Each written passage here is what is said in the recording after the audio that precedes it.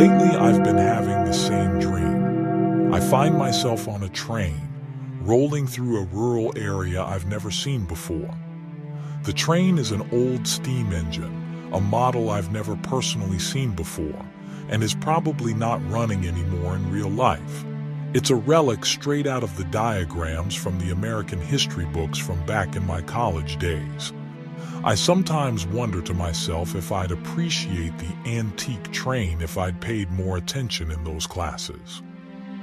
Each night, I find myself in the same seat, row 4, in a car illuminated by a flickering light.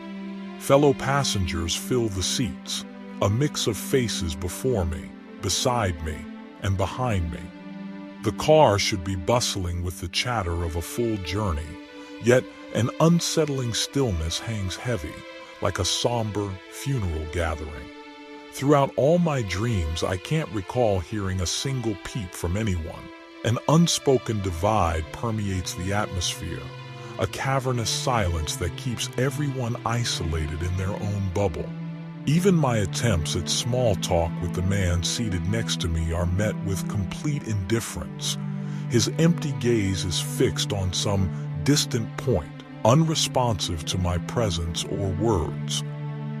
The silence within the train is so profound that I can distinctly hear the conductor's stopwatch ticking and talking away the seconds. But this conductor, too, is only a silent sentinel, his face stern and deathly, his presence evoking a strange sense of foreboding. Everything about the train has an eerie quality. I know it's a dream and that dreams are sometimes incomprehensible, but it's hard to shake the unease. The fact that I can lucidly dream also adds an unsettling layer. Usually, I can effortlessly awaken at will, even move freely within my dream. And yet in the many times I've dreamt this dream, I've never been able to leave my seat in row 4, nor rouse myself from the dream. For the last few nights, the train ferried me through surreal dreamscapes. One moment, I was riding next to volcanoes that burned with searing intensity, so bright and fiery hot, they cast a vivid crimson hue across the train's interior. Then, in the next moment, I was shivering as the train rumbled through glaciers that emanated an icy chill that seemed to seep into my very bones. And past the glaciers was a dark woodland whose towering trees seemed to whisper secrets that sent shivers down my spine. But a few days ago, the train abruptly halted, and the conductor's voice resonated through the carriage. "We have arrived at Glutton Station." There was a shuffling at the front. A subtle movement swept through the front row, an uncanny synchronized motion. They all shuffled out of the car, expressionless and lifeless, like prisoners of war being walked to their doom. Cautiously, my gaze ventured beyond the train's window, and there I saw it. A mass of human forms contorted and twisted, crawling on all fours. Heads bowed low, they resembled writhing maggots on a carcass. Pale, milky eyes stared blankly, sweat glistening on foreheads, and veins protruding from their grimy, dirt-covered faces. As if by some gruesome compulsion, they were greedily devouring the dirt beneath them, bloating themselves to a torturous degree, the embodiment of gluttony. They filled their maw with dirt, pebbles, and mud, their crooked, yellowed teeth grinding the matter with a sickening crunch. I watched, disgusted and yet somehow hypnotized by this horrifying display, as the lumps of soil passed down their throat and into their stuffed belly. Some of them had gorged on so much earth that they had created a deep hole in the soil. And then I noticed, amongst the wriggling masses were stone tablets erected from the ground, gravestones. My vision seemed to distort with a terrible realization. These poor souls were digging their graves with their own teeth. I tore my gaze away from the hellscape just in time to keep me from vomiting. My efforts to stave off the nausea left me coughing and wiping the corners of my mouth, grappling with the urge to retch. To my astonishment, when I looked up, I saw that I was the only one fighting to keep my dinner down. The other passengers had not even glanced outside.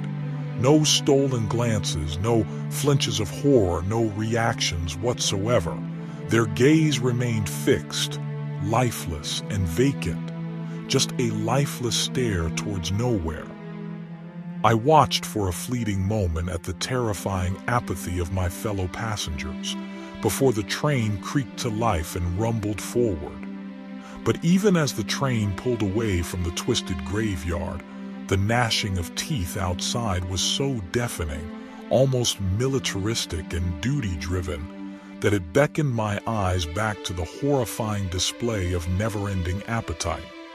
Just as we neared a curve, I managed a glimpse of an immense, grotesquely bloated figure, its size rendering it incapable of any further feasting. But from the sky descended impish creatures, each brandishing a large knife. Their purpose was undeniable, as with that knife, they pointed unwaveringly at the dirt-stuffed stomach. No, no, no, no. Let the poor soul rest. But the creatures pressed down with their knives, down into the flesh of the ginormous man, down until the stuffed belly. A sharp pain brought me back to my senses, and I awoke in a cold sweat. I looked at my right hand. It was clutching my cross necklace so tightly that my palm bore a gash. In the following days, the dream did not visit me, but its impact lingered like an unwelcome guest.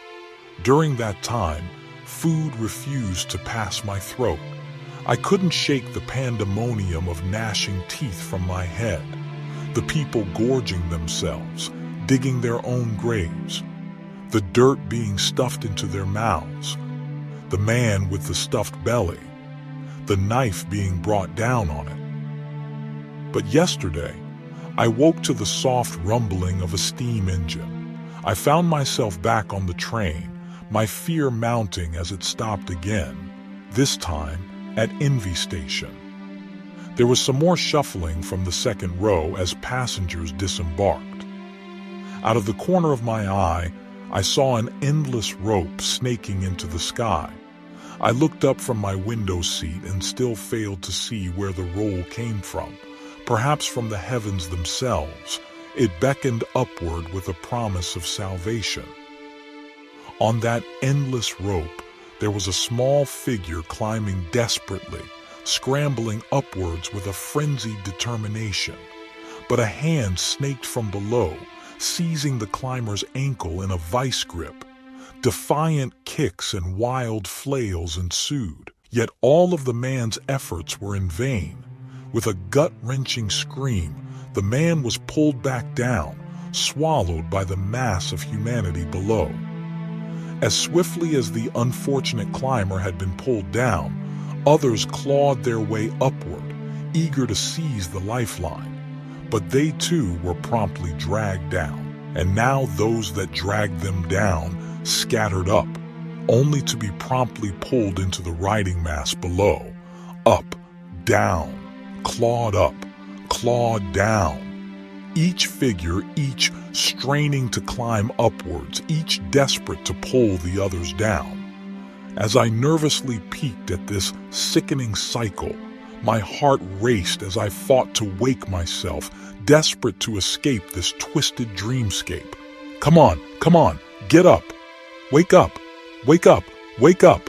I screamed at myself, pinched my cheeks, clawed at my forearms, pounded at my temples, my very soul straining against the iron grip of the dream. But the train journeyed onwards. No, stop! Please, I beg of you. Lord, help me! But despite my fervent efforts, the conductor announced our arrival at the next station. We have now arrived at Luscious Station. I briefly glanced up as the row in front of me stood up, exiting the train with somber expressions. My eyes followed them outside. There, the same impish creatures from previous dreams forced the newcomers to their knees, pinning them down. One of the winged creatures descended, delicately pinching a small needle between its long fingers, a large spool of thread in another. Oh God, no. With a pin and needle, they stitched the newcomer's eyes shut, the needle weaving in and out of their poor flesh. Their eyelids were now strained, tugged together by a thread so thin that it looked as if it might cut through the thin layer of skin it pulled at. And with that, the creatures flew away, abandoning their grisly task and pushing the last of the damned into the endlessly vast, desolate land that stretched before them. The land was infinite, marked by absolutely nothing. The passengers who had just gotten off the train found themselves in a disoriented state, their hands outstretched before them as if attempting to feel for something, anything in the emptiness. They stumbled aimlessly through the barren landscape, their movements marked by uncertainty, their eyes forever sealed. The train lurched forward and I stared at the empty rows in front of me. The realization hit. I'm next. Desperation grips me, its cold fingers squeezing the air from my lungs and replacing it with a sense of impending doom. Wake up! Wake up, Jonathan! Wake up! Wake the hell up! Please! My pleas intensify, a frantic chorus of mumbled prayers and feverish supplications. God, please help me. I find myself entreating, my voice a blend of panic and desperate hope. Clutching my head in both hands, my fists pound my skull in a desperate attempt to shatter the dream's iron grip, as if physical force could wrench me from the clutches of this nightmarish trance. My ears are ringing, blood pounding in my head, the gnashing teeth, the mass of people trying to claw their way up, the wandering souls, they all flashed before my eyes. What had I done to deserve this? Is it the homeless man I failed to bless? My small moments of dishonesty? The occasional Sunday prayers I failed to recite? No, I am a man of God, his faithful follower. My sins have been forgiven, washed away, and pardoned. I do not deserve this. Yet, the train mercilessly pressed on, indifferent to my pleas. Its wheels clatter with a relentless rhythm, echoing the racing beat of my heart. I scoured my brain for salvation, the practices I've neglected, the small prayers I've brushed aside with casual disregard. Every scrap of knowledge I have about breaking free from dreams. They now seem like lifelines.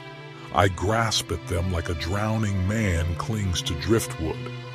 Our Father, who art in heaven, hallowed be thy name. I recite, the words trembling as they slipped past my quivering lips in a desperate cadence. But despite my fervent efforts, the train showed no signs of relenting. Is this the end? As the train shudders to a halt, I bow my head further and squeeze my eyes shut, still praying. We have now arrived at Pride Station, the conductor's voice echoed with finality. I saw the man next to me rise and exit the train, his expression blank. How can you accept this? How are you so calm in the face of this hellscape? Do you know what hellish fate awaits us? Sir, you will get off at this station, the conductor declared. And with that statement, he grabbed my arm with inhuman might. Defiance surged within me, and I cried out, my voice laced with fervor, I will not accept this. God is my shepherd, only he will judge me.